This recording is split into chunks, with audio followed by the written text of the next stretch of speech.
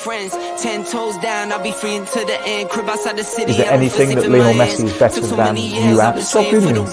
I respect your opinions. Maybe in your opinion Messi is better than me, but in my mind I'm better than him. I do it again. Add it up, bankroll, euro, peso, add it up. I'm just doing me, everything is on me. Oh, you matter what? Add it up, bankroll, euro, peso, add it up. I'm just doing me, everything is on me. Oh, you matter what? Told her if it's all me, everything is on me. Gon' back it up. Matter what? Told you I'ma do me. Why you hating on me? It's not adding up. I do roll like a Mack truck. Country heart, I might cop a farm and go act up. Like scars, I was cold hearted, now I'm back up. Keep it real, I do this once a month. I don't rap much. I just hit the money and go stack up. Only buy car cards and get tatted up. All that other bull, it don't matter much. You only climb me, I put the ladders up. No fault, I done doubled up on the workload. I think I fell in love with the bankroll. Pray up, get money, then we lay low. Add it up, bankroll, euro, peso, add it up. I'm just doing me, everything is on me. Oh, you matter what? Add it up,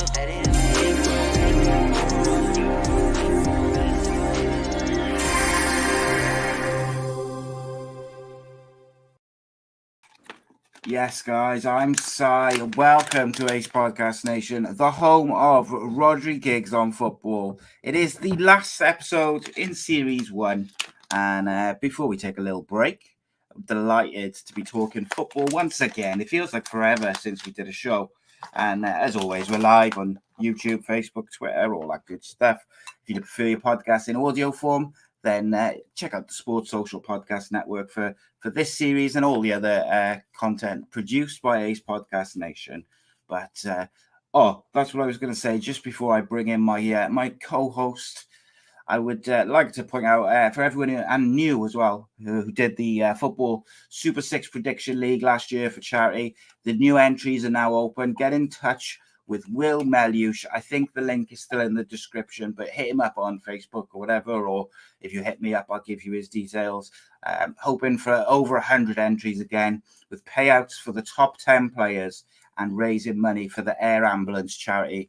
It is a perfect opportunity to put your money where your mouth is, as it were, and test your footballing knowledge, not just against myself and Rhodri, but against all the viewers, and many an ex-professional footballer as well who join in, ex-Cardiff City legends and such. But so hit up Will Melush, links in the description, or if you hit my way, I'll point you in his direction. Raise money for charity, test your football knowledge. What more to do?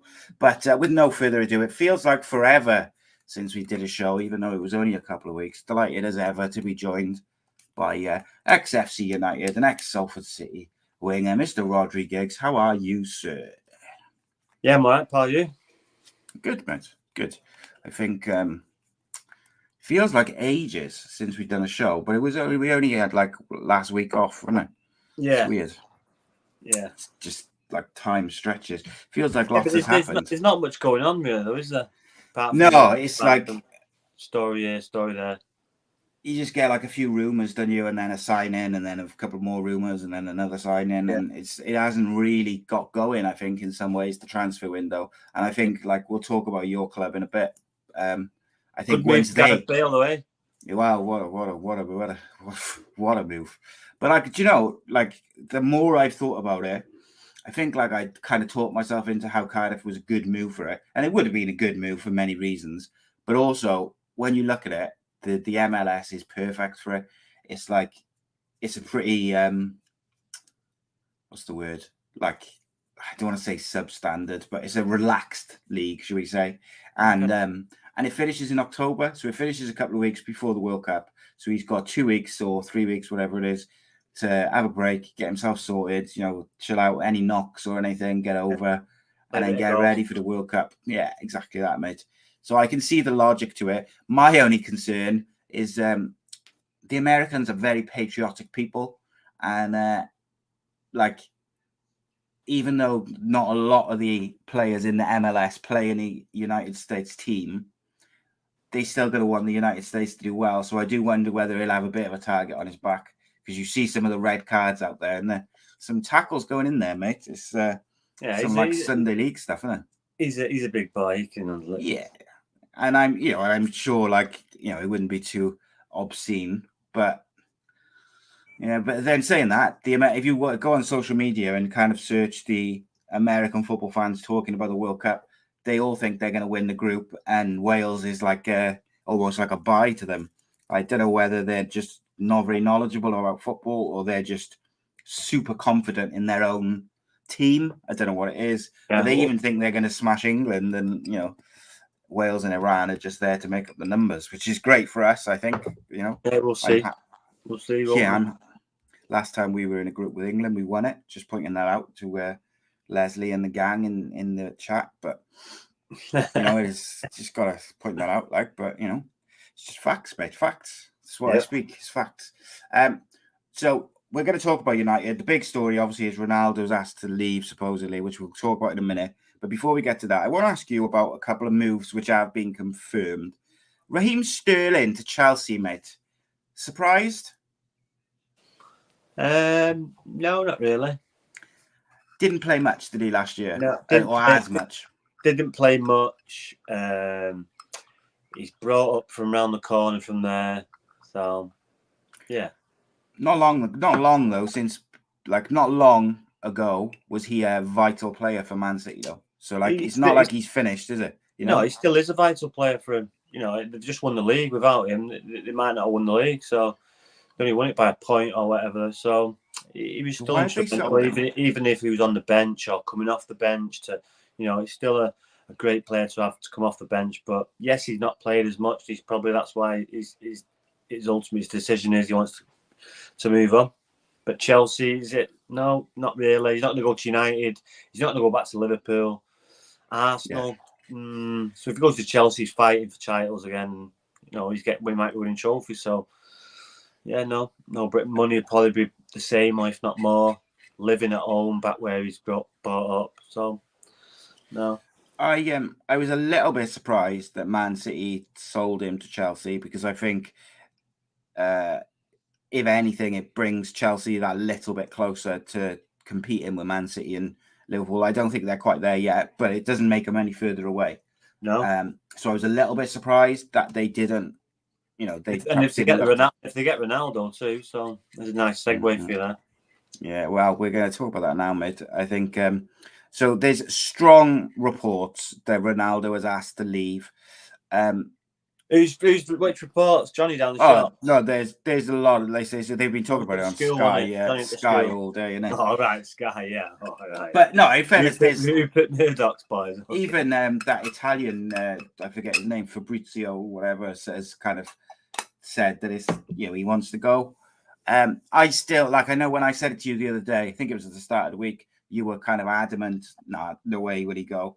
I just think here's my thing with Ronaldo for me, and it's only my opinion.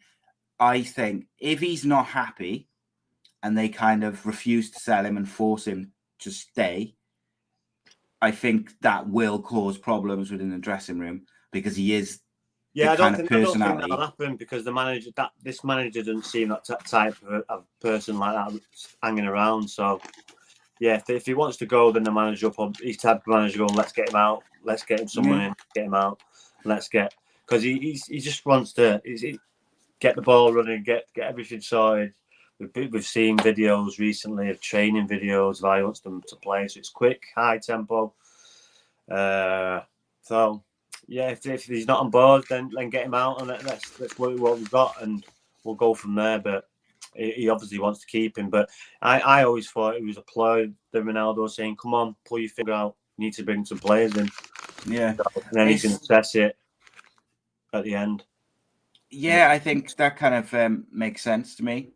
Because they've been quite slow moving, considering the amount of players they probably need to bring in. And he's looking at City, Haaland, Phillips. Yeah. Now he's looking at Chelsea, and Liverpool have done good business. So he's looking around, thinking, "Wait a minute, what's going on?" Even Arsenal, mate, have brought in Gabriel Jesus. Tottenham have been, very good in the transfer market as well. So Yeah. So here's my thing, though, as well, right? The other aspect to it is apparently they were saying on Sky, which obviously you can't always trust, but they were saying that there is, like, apart from the Champions League thing, there is a family element to it. Apparently, his family haven't settled in Manchester when he's come back, and there's that there's some other stuff going on.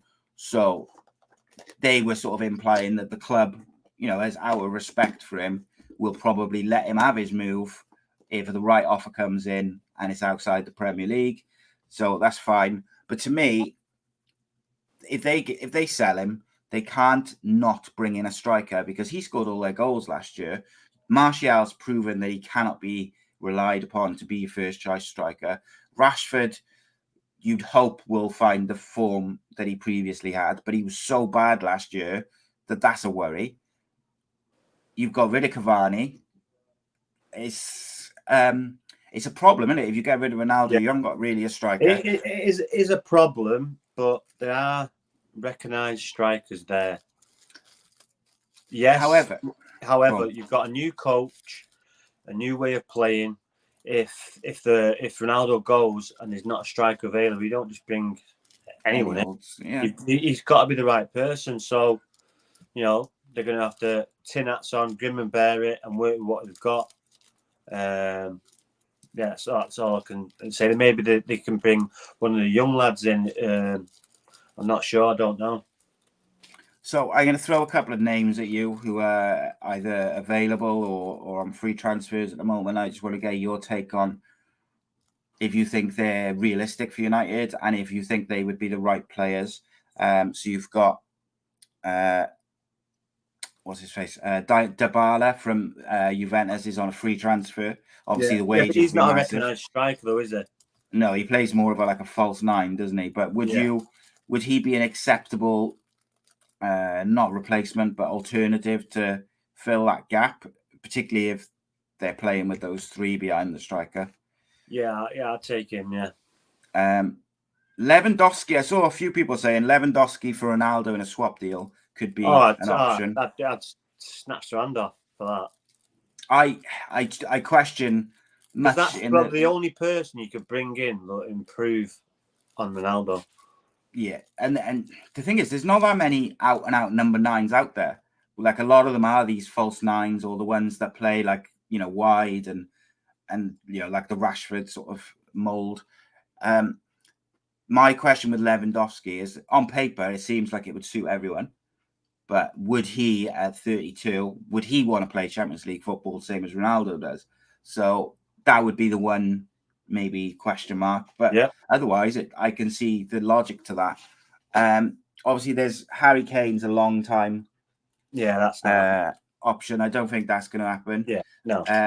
The other name out of the sort of left field, which I saw, which I was, at first I was like, I laughed it off. And then afterwards I thought, actually, maybe that's not that outrageous, was Jamie Vardy for a stopgap of a year or two. The one thing with Vardy is he'll press from the front and he can finish. So if you create chances, he'll score goals. Yeah, yes, I'd just say he was on. That was the first person I was thinking of as well. But he has picked up a lot of injuries in the last couple of seasons, and so just be wary of that. Yeah, it's an interesting one. It's an interesting development because it looked like that De Jong one was going to be getting over the line very soon, and then all of a sudden yesterday, the Barcelona chairman or chief exec or whatever he is said, "Oh no, he's not for sale. He's staying." And it's difficult to know whether it's kind of negotiations and posturing or whether it's a genuine thing with them. So I guess we'll see, because they've been working on that for so long that it almost feels like if they don't get it over the line, is that a failure? 100%. Because that was their marquee signing. So, marquee signing should be done and dusted. Under everything done. But all of a sudden, Man United's business is all dragged out, and it's just last couple of years has been like that, haven't it? It's been very disjointed, very, very, very poor. You'd expect a new guy coming in, he'd want to get all the deals done pretty early, but it's just been shoddy for one of the biggest clubs in the world. It's just shoddy. And it's not as if they don't need it. They need someone with a stud. But we're seeing it across the country. As we've seen it today, people in power just don't know what they're doing. No, they just ridiculous, isn't it? I think with the De Jong one, I wouldn't be Barcelona are known for being a bit. They might be after a bit 5-10 more million. Who knows? But I wouldn't be scrimping and scraping. But getting him done over the line. It's the time they've spent on it as well, isn't it? Yeah, they seem to be dragged out forever. It gets dragged out and dragged down. It's just. I think poor. If they can't get him, then I believe they should go for Tillmans from Leicester. If they can hijack that deal from, they need a centre forward. Arsenal. They don't need a centre. They do need central midfielders, mate. Yeah, don't they? Yeah, I know they've got Ericsson coming in by the looks of it, which is a great signing for free. Yeah. And they got that defender. I forget his name, Martinez, isn't it? I've got a good feeling about this manager. I like the way, his demeanour, like the way he's going about his business, the way he's trained. Looks really good. So I could see that. I could see those qualities. Time though. He needs time, and also, mate, I believe they've got to give him the signings that he needs, he wants. They've got to, and if they don't, they can't. They can't go into the season with the squad they've got now. They've lost a load of players, and that squad wasn't good enough last year, and they've lost some big players. I think you'll see the emergence of two of the young lads coming through. So who do you think that'll be? Zidane. Zidane Iqbal, isn't it? Iqbal, right, yeah. Hannibal, is it the other one? Hannibal, or the other one, the young kid who just scored 2 goals in the FA Youth Cup, the Argentinian kid. Oh, Ganacho or something like that. Yeah. He looked good. Two out of them, I've two, possibly 3, but 2 out of the 3 you can see being a big part. You've also got by all accounts, he likes the look of him. You've also got the Swedish lad, haven't you, who played the second half of the season? What's his name? The winger. I forgot his name. Got the fullback in as well. Looks decent. Very quick. Very mobile. From Feyenoord. Do you know why I like our signing? Is because the 2 seasons they got the best out of Luke Shaw was when he had genuine competition for his place. Either side of those 2 years, he's been guaranteed his spot if he's fit, and this kid looks the real deal. So, 2 good fullbacks. If Tellez is done. Need to get rid of him, yeah. So yeah, transfer window's been quite fascinating to watch. The ins and outs of it. I saw earlier that Nottingham Forest have put a £17 million deal together for Nico Williams. Obviously, Nico Williams spent most of last season at Fulham and did exceptionally well. For Forest, great signing. For Nico Williams, I don't know whether I would have preferred him to stay at Fulham from a Welsh point of view, just for the continuity of it. Obviously, you've got to go and settle into a new club. But the way Forest play football, their formation, it all suits Nico Williams as a footballer. So hopefully that will be good for Wales. And I think 17 million for Nico Williams is a phenomenal deal because what is he, 19, 20, something like that? Got his whole career ahead of him, already an international. Got the dishwasher going there. Oh, it's my boy clearing the plates. Unreal. Can't keep it noise down, can he? So Leslie wants to know what your thoughts are on Spurs buying Middlesbrough's wonder kid DJ Spence. Very highly rated, very good footballer. Big jump though, isn't it? Premier League, Middlesbrough Championship to big jump. Premier League. Middlesbrough, small club, and gone to a proper club now. So I don't know about Spurs. Spurs a proper club down south, big London town. But now anywhere that will he get games? Will he get game time? Will he get enough game time? But I'm sure they'll use him properly. But he looks a decent one. Yeah, he does. He looked a good footballer from what I saw of him last year. Yeah. Craig says perhaps Nico Williams wanted out of London. Why? I've never really got this thing of players like Christian Eriksen seem to be a bit reluctant to leave London? And why is it, do you think, players seem to have they either want to be in London or they want to get out of London? Like, I've never quite understood why it's such a big deal, I guess. I don't understand, to be honest. I don't know. I really don't know. London's massive. I've just been there. I just went down there on Sunday. I come back yesterday. Did I come back yesterday? No, come back Tuesday night. And I was staying in Clapham or over near Clapham. And I had to get over to Hackney. I had to be there for 6 o'clock. I set off at 4:30. This is London, right? So I set off at 4:30. I got there at 6:10. So it took me over an hour and a half to get from one side of London to the other. It's a joke. The traffic is a joke. It's a joke. But I've lived there, so I loved it, but it's so much busier, so much more hectic. But you know, they don't live in the city. They live on the outskirts, which is beautiful. You know, the beautiful places out on the outskirts. But so where do they all live? Like out in Essex and all places like that, is it? No, on the other side really, Cobham, over near there, but Surrey way. Nice area. So Essex is like the other side, probably. Maybe the West Ham boys and some over that side probably live in that side, but over like Chelsea, Fulham, you know, they all live over there. I think the training ground's in Cobham as well. Chelsea. Yeah, Chelsea's ground is Cobham, isn't it? Yeah. So as expected, mate. Leslie Will lives around the corner from there. Is he? Lives near around there. It's in that lovely part of the world. Yeah. Nice area. I know. I played cricket up in Surrey a few times when I was younger, and just what an area, like so, just really like surreal and just beautiful place. Like, yeah, I've got a couple of pals who live down there near there. It's nice place of the world. Yeah, but it's just like being in Old the Edge, really, just like Wimslow or up near there. So all these places, I don't know where any of those places are, mate. Well, they just outside Manchester. Up here where all the footballers are United and City. Yeah, it's good. Old the Edge. That's where all the Edge, Steel, Altrincham. They all live around there, except for some of them like Arcade or somewhere else. They live in Worsley. Do they all live close together? Do they, all the footballers and that? Yeah. It's weird to be more or less.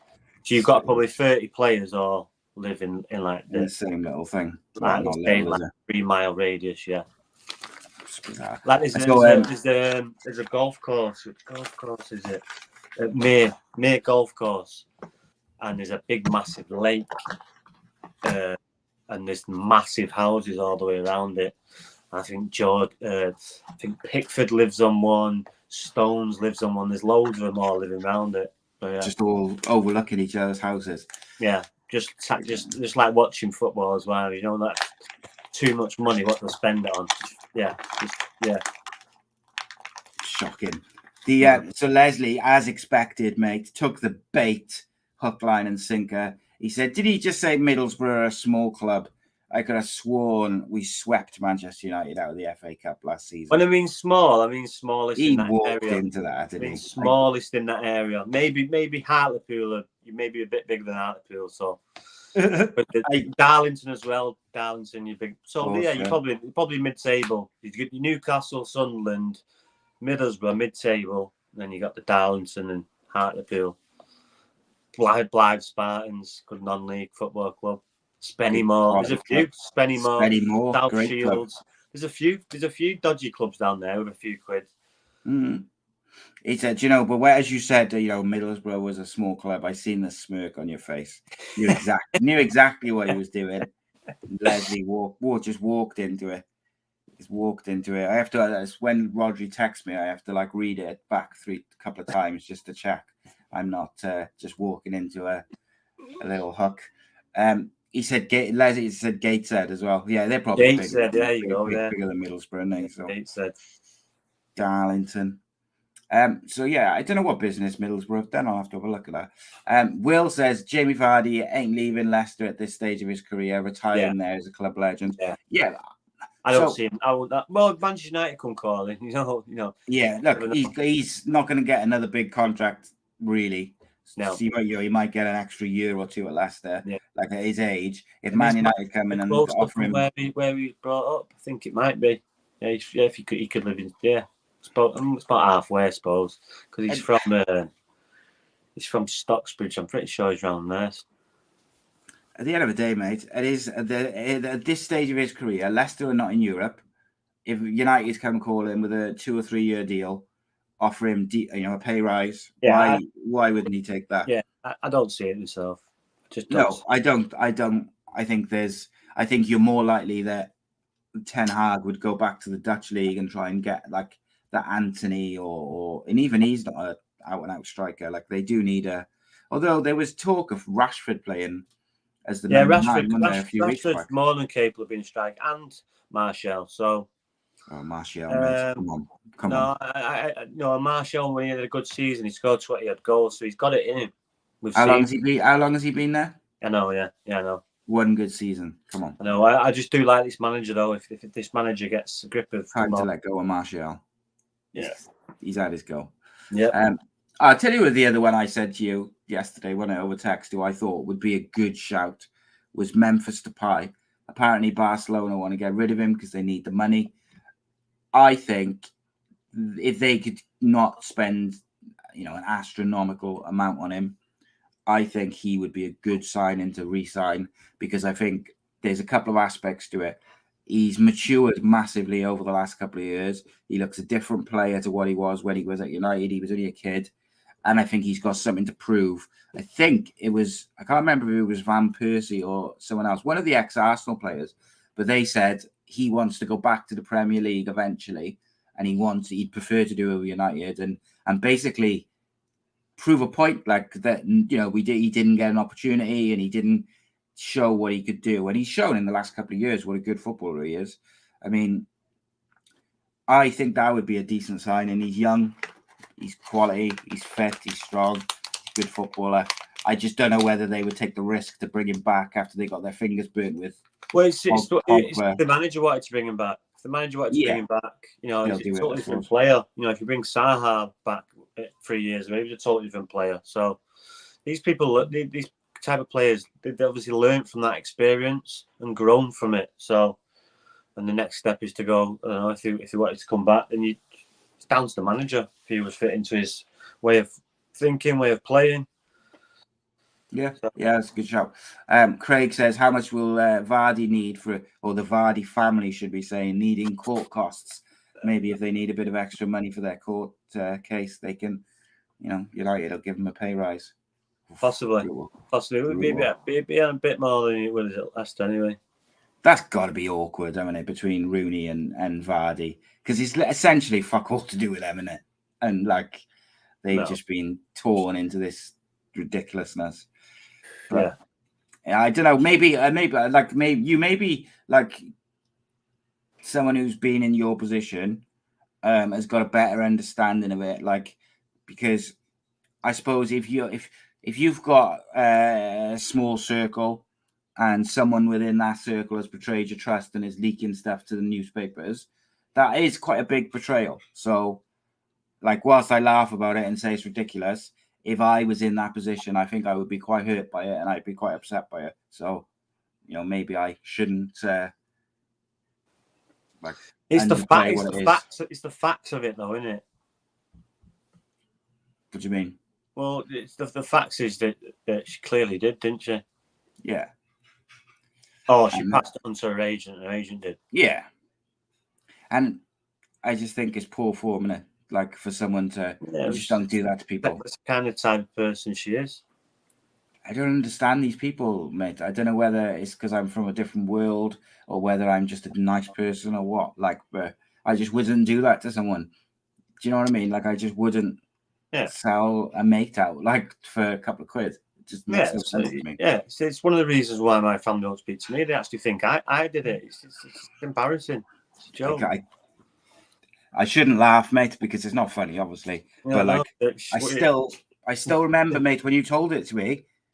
I remember when you told me, when you said, "Yeah, don't speak to me," and it's like as if you did something wrong.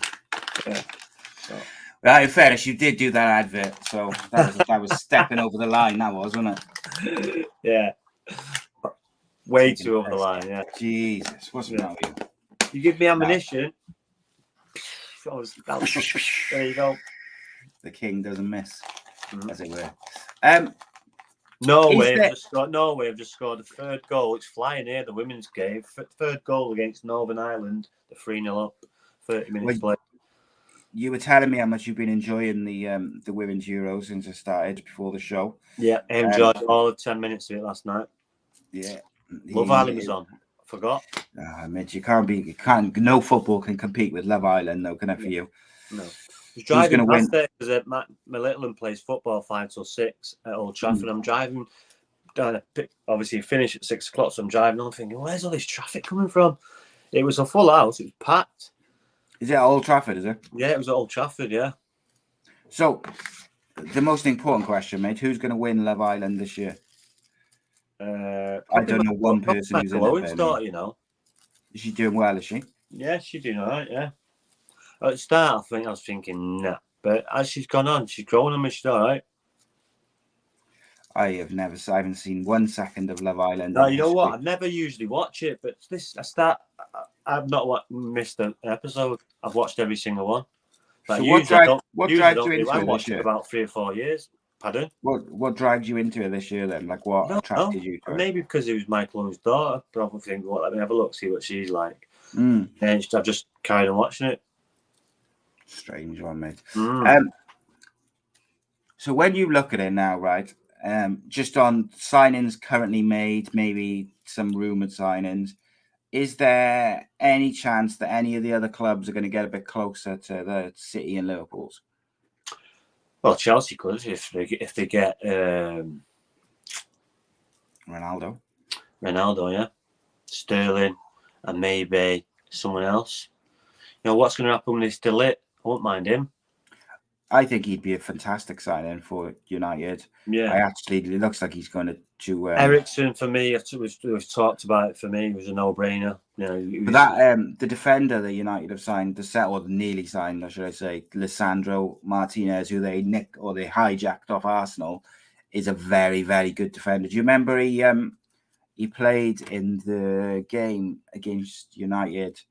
When was it? Was that last year or the year before? Year before, I think it was. But he looks like a really good defender, Lisandro Martinez. And I mean, so a few people on like Twitter, journalists and that, said that was quite far down the line for Arsenal were quite far into the negotiation process.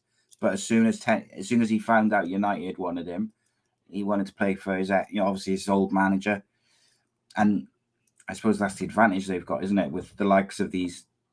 Anthony and Lisandro Martinez, and if there's anyone else, if they're going to stump up the money, the players seem to like the manager, so they're going to want to play for him. Yeah. What do we think of Gabriel Jesus going to Arsenal, mate? Yeah, it's a good signing. Isn't it? Really good signing for him. I always give him a mate who's a City fan stick saying, he's no good, but no, 1 in 3. He doesn't play every week. I'm pretty sure if he plays every week, he'll get more than that. So, yeah. He'll not now number 9, is he, though? No, he'll still get you 15, 20 goals on it. Yeah, and I think the way Arsenal play and the formation they've got, him playing off the striker or out wide, or number 10, whatever. He can play 9. Yeah, of course. It's. I think he was a really good signing. I'm trying to think of the name of the midfielder that they signed. Looks particular. I can't remember who it was. I'll have a quick look now. He was. Looks. If I remember correctly, it was a really good signing. So there's clubs making some good signings. Obviously you've got Haaland's gone to Man City already. Liverpool have picked up a couple.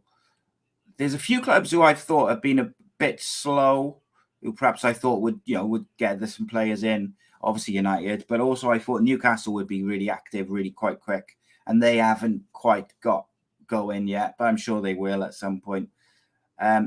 So there is BBC says that, or it's a gossip column, but it says that Arsenal are confident of beating Manchester United to Tillman's, but it is a straight battle between the two. Would you be happy if United signed him, or if they were able to pip Arsenal to him, or you're not too bothered? Who, Tillemans? Yeah. No, I'd take him as well, yeah. I think he's pretty good. He's quite relatively young, I think, as well, isn't he? Yeah, no, I'd take him. Spurs, what do we make of their business so far? Spurs have done very good business. If they got in, they've done very good business. They signed Richarlison, didn't they? Richarlison. They got the young kid from a small club, Middlesbrough. I don't know if that one's over the line yet, but I think it's in the process of being. Who else have they got? They got some others as well. I'm sure of it. Just having to try and have a look now. So they had they're trying to sign DJ Spence for 15 million from Middlesbrough. They signed Richarlison. They were in for Christian Eriksen, and then supposedly they pulled out, which is a weird one to me because I didn't quite understand why they would pull out of that. You never know, do you? It's a weird one, isn't it? Ryan Sessegnon obviously was from back in the day. As soon as he gets going for him, he's going to be quality. He just didn't quite get going. They definitely. Who did they sign? Fraser Forrester. He's a decent signing, good keeper. I mean, they got a French keeper, haven't they? So I think those two signings are pretty good. Mark Thomas, mate, in the old chat, he says, "Hi, a question for Rhodri. What striker do you think United should go for to replace Ronaldo, as they are very short of options? Thanks." We kind of touched on it a little bit, but any strikers out there? No, this is what I mean. We've gone over it with the ones available. Even Lewandowski, what is he now? 33, 34? 32. 32, so, yeah. Yeah, no, we had a ready-made striker ready to go. Who would it be? Ideal now if we had Mason Greenwood. So, yeah, there's not many about. Not high-class centre forwards anyway. Mbappe's not leaving PSG. Haaland's tied up. Vardy's coming to the end of his career. There's not many about, is there? Yeah, I'm trying to think of out-and-out strikers who would be potential, for United to sign. And there's one in Germany. I think he plays for Leverkusen. That might be wrong. Called Shit. He's quite a good. He's young. Shit. He scored like 25 goals last year. And I wouldn't be surprised if Ten Hag went for someone like that. Someone who's bagged a load of goals, plays the way he wants to play, rather than a renowned, a ready-made, renowned name. But if Ronaldo leaves, it's sort of the temptation has to be to go for a Dybala or a Lewandowski or whoever, because of the name value. When actually, if you look at United's business over the last 5 years, going for name value 9 times hasn't really worked for him. I don't think this manager's going to do that. He's going to identify who he wants. He's in charge, and if they can't get him, then he's not going to do it. It's as simple as that. He's obviously going to assess what he needs in training, in the games, the pre-season. But ultimately, you'd want your business done before. And the people bringing in, he obviously knows all about them. So, i.e., they're all Ajax players. So he knows all about them. So he knows what he's bringing in. But after pre-season training, he might need, this is what we need. And then he's got the full August to get it done. So on Metro, they did an article, 4 potential replacements for Ronaldo as striker for United. And this, I think, whilst this article, I think, is not great, what it does do is I think it does point out that there isn't many out-and-out strikers out there anymore because the game's changed partially, and also there's just not. So the 4 they've got is Lewandowski, who we talked about. They've got Dybala, who we've talked about. Then they've got that Osman Hen from Napoli, who would cost loads, like 80 million or something. And then the fourth choice they've got is Anthony Martial. And I think the fact that they've gone for Martial as the fourth choice tells you everything you need to know about maybe this summer isn't the summer to go and buy a striker. No, and he'll know that. He'll know what's about. And if the quality's not there, then there's no point. You're going to see there's a World Cup coming up. There's a player might spring into that. You might fancy it. I don't know. But he's not going. This manager's not going to just bring players in like they've done in the past because the names are. Yeah. He's going to bring players in that fit his system that he wants to play. Have you been surprised by West Ham's lack of business so far? No. Because West Ham, Everton, and Newcastle were three clubs who I thought would spend or would bring in quite a few players quite early on in the window, and none of them have really done much business in. And Newcastle particularly, who've got cash to burn, haven't done anything yet. They've got to go about the work differently, Newcastle, because they know they've got a bit of money. So they're the same. They're gonna Eddie Howe's the same, and I said Eddie May then. Yes, Eddie Howe's legend. the same. So just gonna have to identify who they need and bring them in, but there's no rush, especially with the way that they ended the season with the players they brought in and how well they finished. So. Yeah. Gaz says, what about Tammy Abrahams as United striker? No, not for me. No. Yeah, no. I think I kind of agree with that. I'm not sure he's the answer. No. Trying to think who the strikers are for the kind of lower league Premier League teams, and if there's any kind of strikers within those teams which may be worth a punt. Because United, obviously they got Zaha from Fulham back in the day. Like Ollie Watkins or something like that. Yeah, maybe. Jared Bowen. Dominic Calvert-Lewin. Oh, no. God, no. You're on the last. Calvert-Lewin, mate. He's an England international. Don't know what you're on about. No, I was just going to have to wait and see. And if they've got players there that have at least played the position, know how to play the position. As a Welshman, where would you like to see Aaron Ramsey play his football for the next, whatever it is, 6 months before the World Cup? Or would you be happy for him? So before the Euros, Aaron Ramsey had his own fitness team, which kept him fit and got him fit ready for the Euros outside of his football club. Would you be happy for him to basically not play for Juventus or whatever and just keep himself fit, play reserve games, just do whatever, and then go to the World Cup? He knows his own body. He's just going to have to do what's best for him and because he's not going to get not picked. No, if I was him, I'd want to get out of there. But he's on probably a shed load of money, $400,000 a week. Yeah, so he's in no rush. Why would he be? So, but they probably want him out, and if they can get him out, they'll get him out. But yeah, why give someone that kind of wage? I don't think it's out of the question for him to sit the next 6 months out, just keep fit, play reserve games, go to the World Cup, fit, have a blinder, and then sign for a club in January. I don't think that's out of the question. No. Because we're in July now. World Cup starts in November or September, whatever it is. So November. So it's not that long. So no. I don't think it's out of the question for him to sit it out.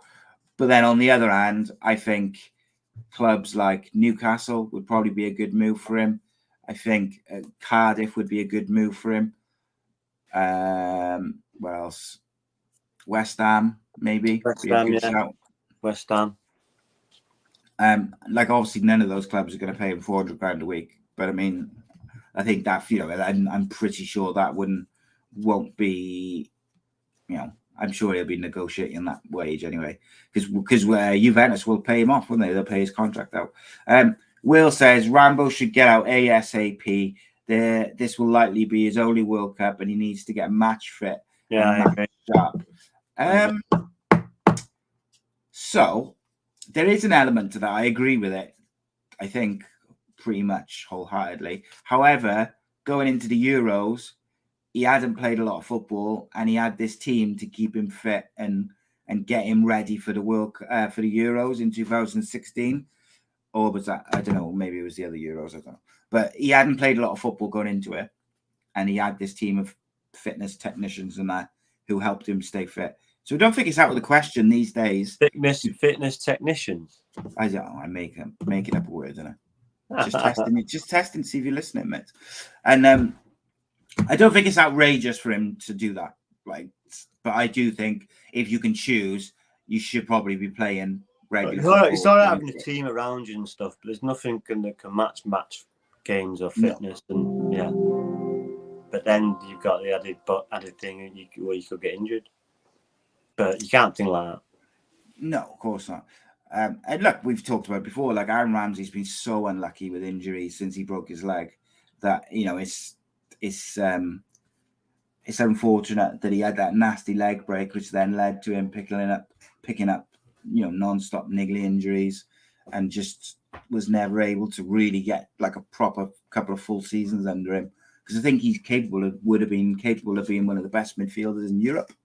Unfortunately, let's talk a bit of Championship, mate, to kind of round us off. Cardiff A.C.E have made their 10th signing of the window, which is unreal, really. Like, that is a lot of fun, and they've done it without spending any money or very little. 10, really? They've signed 10 players without spending very, very much at all, if any. So they signed Sayers from West Brom, Romain Sayers from West Brom, or Sawyers, maybe it's pronounced. Who's he play for? St. Kitts and Nevis international, 30 caps. He's 30 years old, so he's experienced. I can't say I know a great deal about him, but he's certainly, from by all accounts, everyone I've sort of seen talking about him seems to say he's a very, very good Championship player, which I think is what Cardiff needed, was someone with a bit of experience who is good at that level, because they got a lot of youngsters, a lot of young players, but they needed someone in the middle of the park with a bit of experience. But the most pleasing thing for me was that Joe Rolls signed a new contract. I felt like that was really important, because he's been one of their best players for the last couple of years, and it looked like he might go.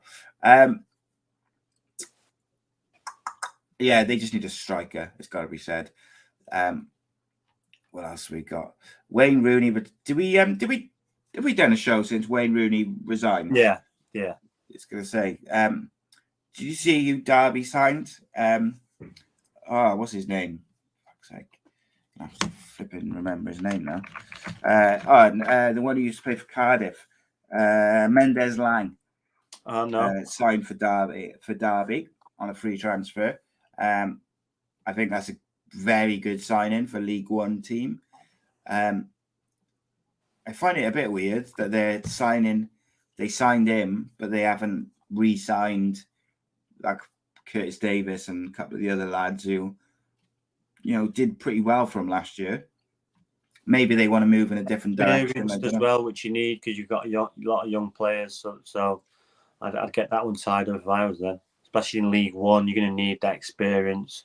So yeah, I mean, like all those academy players, and you're talking like, I know I talk about like the Cardiff have got a lot of academy players, but you're talking with Cardiff, they're like academy players who are kind of ready and have been gradually brought into the first team. In Derby's case, these are out and out on academy players who have been brought into the first team squad literally because they've got no other players. And I think if you can't go into the League One season having just been relegated with kids and expect them to then compete and keep you up in League One, you need that experience. Mendes Lang gives them that out on the wing. He's big, he's strong, he's decent. But yeah, I think people like Curtis Davis, they should have been the ones probably that they were signing up straight away, to be honest. Be interesting how Derby do, because I've seen quite a few Derby fans since Rooney left saying, oh yeah, he made loads of mistakes and sort of ridiculing that speech he gave in the car park and that. And I just think that is such like after timing, like just being twatty, like after the fact. At the time, everybody was kind of, praising him for going and speaking to the fans. Everybody said what a good job he did for Derby and nearly keeping him up in impossible circumstances, blah, blah, blah, blah, blah. And then because he's left, probably because he wasn't being backed or for whatever reason. Paid players' wages. Yeah. Suddenly, he was never any good anyway. Football fans, mate. Football fans. Yeah. Derby have also signed James Chester. Excellent signing. Yeah. I don't know what has gone on with him since the Euros. Euro 2016, James Chester was awesome. And he just seems to have like fizzled out a bit over the last few years. Maybe the fresh start been good. Yeah, I think he's still got a lot to offer at a League One level. I think that's a great signing. They signed Conor Hourihane, another great signing who will score goals for fun in the League One, you'd imagine. They also signed McGoldrick. That's not a bad spine for a League One team. No. They've just got to do a bit of wheeling and dealing, mate, haven't they? At the end of the day, and just when you know money, there's a lot of free transfers. You've got to know people in the game as well. So yeah, it's not easy, but it helps if you've got experience and you know a lot of people in the game you can pull on or do favours for, or people, free transfers. You just got to know what you're doing. Know what you want. Or if you're Darren Ferguson and your dad's the manager of Man United, and you can just get all the youth players on loan. Yeah, that helps. Well, you use your contacts, mate, isn't it? That's what you've got to do. Yeah. It's going to be. I'll be interested to see how Paul Ince does at Reading, because he had a great finish to the season, didn't he? He kept them up. Yeah. And in the end, they stayed up pretty comfortably. Yeah. But they're under transfer embargo, so they can only sign free agents or loan deals for 1 year. Again, he knows a lot of people in the game. He's going to have to draw off that experience and that know-how and bring the players that he needs in and are free. They've lost a few. They lost Rina Mahoto to Cardiff. They lost Josh Laurent to Stoke. Danny Drinkwater's not coming back. So yeah, I'll be interested I will be interested genuinely to see how Paul Ince does, but it's going to be tough, isn't it, with a transfer embargo and they've lost players. Yeah, good start. If not, they'll could be in trouble. They'll probably look to move him on. Yeah, I don't think he'll get a lot of time. It won't really be his fault. It'd be because he can't bring any players, and all players have left that he had last season because they weren't really they're fighting at relegation, so they're not really a good team if they're in that position. So, and then now they've lost a few. He brought in Junior Hoylett free, which I think is a good signing. He's 31, very experienced, can play a couple of different positions. They're the sort of players he's probably going to have to bring in. So that'll be it'll be interesting how they go. If my phone's going to go off, my battery's really going to go off in a minute. Yeah, mate. We're kind of nearly done anyway. No problem. I'm just saying if it goes, it goes. All right. The Huddersfield manager resigned. I don't think he's been there that long. He's been there a couple of years. What, the one who got beat in the playoff finals? Carlos Cabaran. That's a shame because he turned around, did a good job from there. Well, yeah, he led him like third place in the championship. I thought was an outstanding finish for him. Very good. Because they weren't long ago, they were fighting relegation and they only just stayed up. And all of a sudden now they're back to really doing it. How difficult, mate, will it be for Cardiff? Because they've basically got a whole new team, like 10 new players, and they'll probably bring in another couple. Oh, it's difficult. It's difficult. They could all just gel, or it could take ages. So it's one of them. You just got to hope for the best and good coaching, good information, and hopefully pick it up pretty quickly pre-season. But it all depends on the start. Wins, cover a lot of things. So, but losing, it just adds to more things. So you've got to get a good start. getting him in early, I think, is probably helpful. Yeah, get him in early, get him working, get what you want across. But then as soon as the games come across, even though then it's difficult because you just want people to get minutes more than tactically. But no, you're going to have to figure it out. Indeed, mate. Who do you think is going to go up from the Championship? Ah, look at that. Gone. No, oh. Someone ringing me.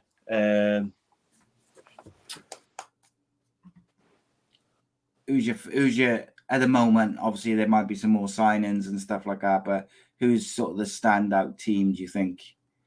Obviously, coming down, you've got the likes of Watford, Sheffield United, and Norwich.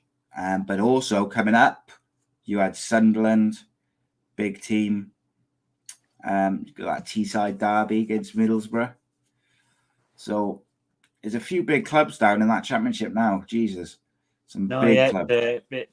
You just got to get a good start. But it's relentless, as you know. It's relentless. Saturday, Tuesday, Saturday, Wednesday. All difficult games. 40-odd games a season. 40, 46, 44, whatever it is. So, yeah, it's not easy, but, that's why it's such a good league.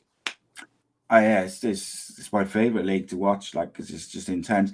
It's such a weird league, right? Sunderland have come up, and you wouldn't be surprised to see them up and around the playoffs come the end of the season, just because of how weird the league is.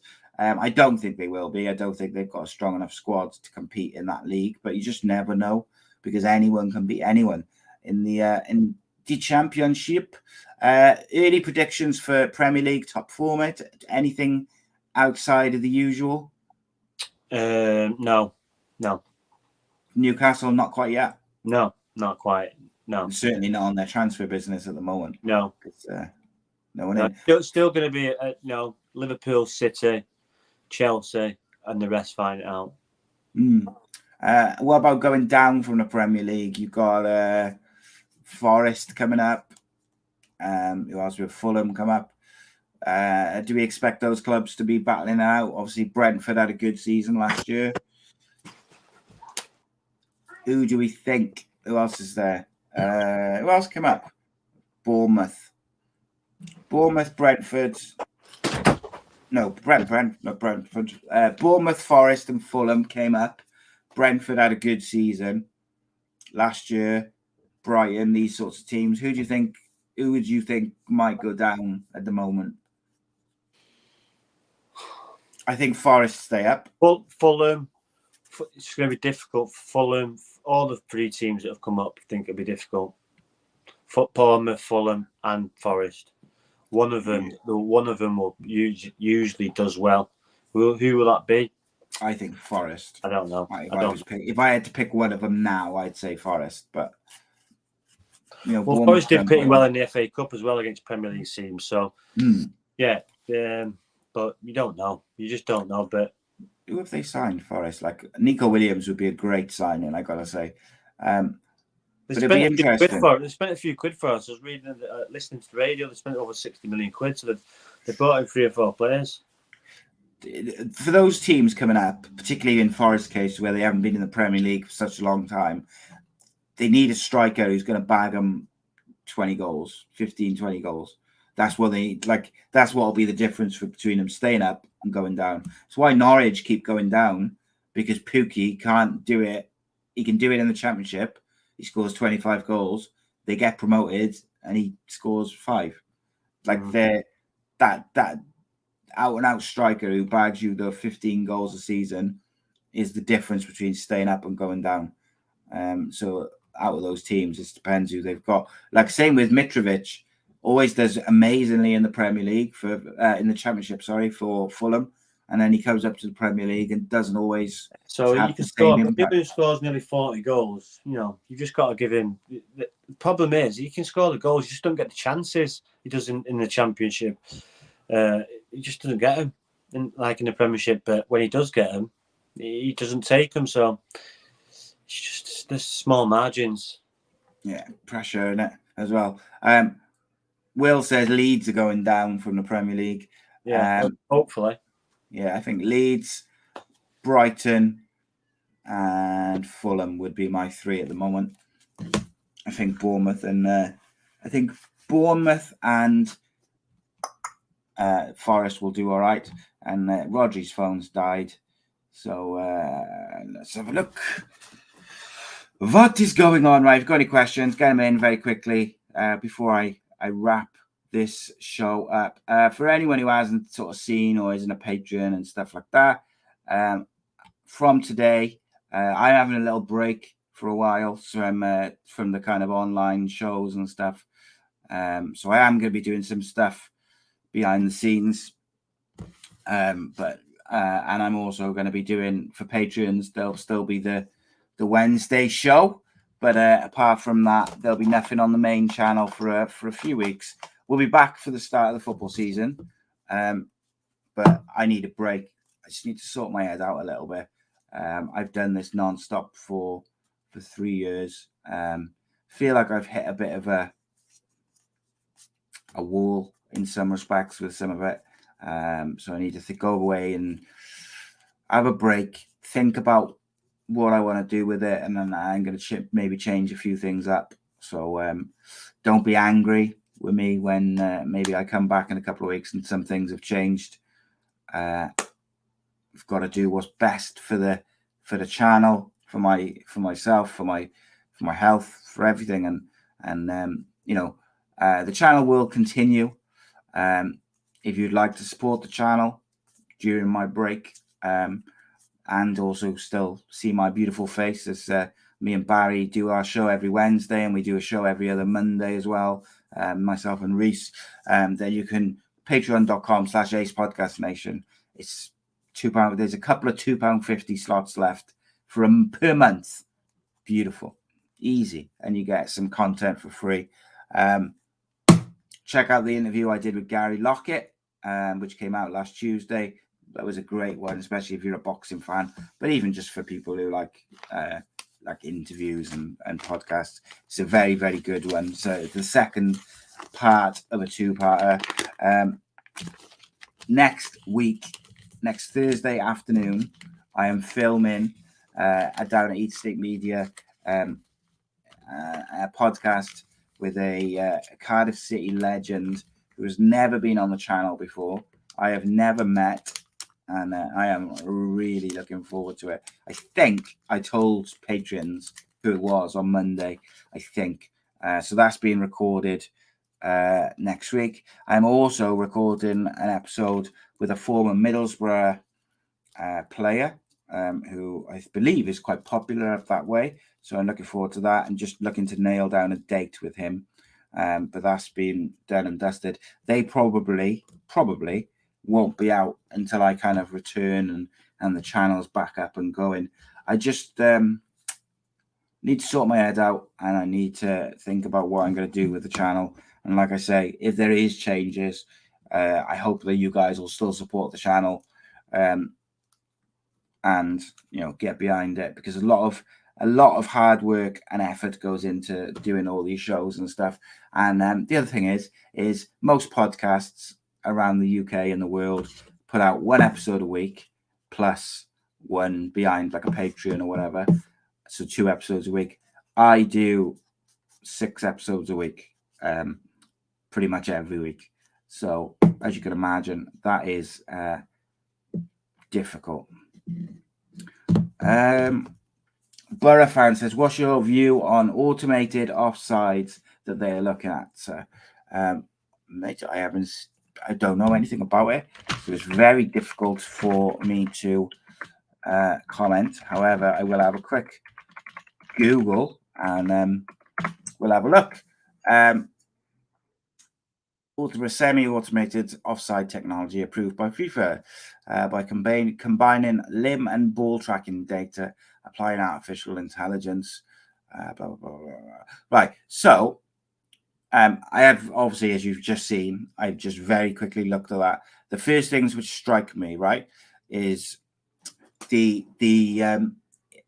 if the limb, the technology to pick up the limbs and the ball and stuff is the similar technology, the Hawkeye technology that they use in cricket and they use for the goal line technology, that is a definite plus, because that is excellent technology which has been tried and tested in many sports and proven to be accurate and useful, etc., etc.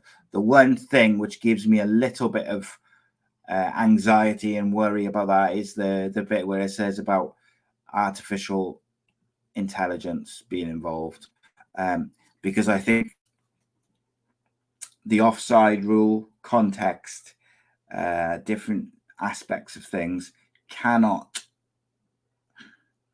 be coded into a machine. So that could be, I can just see problems from that. But I don't have a problem with the general gist of it as such. I don't have a problem with the technology. I don't know if it can be implemented in a way that's going to be useful, like it's going to work well, though, just because football's such a complex game, and I'm not sure how that would work. I long for the days of I wish we just had goal line technology and a fourth referee, and that'd be it. I really wish we had never started with VAR and all this shit. I think it's ruined football even more than the money. Goal line technology, I think, is vital. Had to be done. Having an additional referee on the side to help out the referee and linesman, fine. Even having those the additional referees or linesmen by the goals, I thought was a pretty good idea to spot things in the box. The problem with that always seemed to be that you never quite knew if they could overrule the ref or if they were just advising the ref, and it was a bit problematic. So, like, if they saw something, were they able to say, no, ref, that's a penalty? Or were they just saying, oh, I think that's a penalty? And then the ref's got to decide, and it becomes a bit confuddled. Just have goal line technology and go back to good old-fashioned refs taking responsibility, human error, just all debated in the pub afterwards. That ref was shit. That ref was good. Blah, blah, blah. Guys, I just want to say, number one, it's been an absolute pleasure. Big thank you to Rhodri, as always, for doing this show. This is the end of season 1, basically. We'll be back for season 2 in a while, before the football season starts. Social media, get in touch and hit me up with your football views, tweet me, whatever. If you DM me, we'll try to reply, but I get a lot, so don't always see them. But if you tweet me or you message me on, so like publicly, I'll reply and stuff. Let's have a chat about football or whatever else.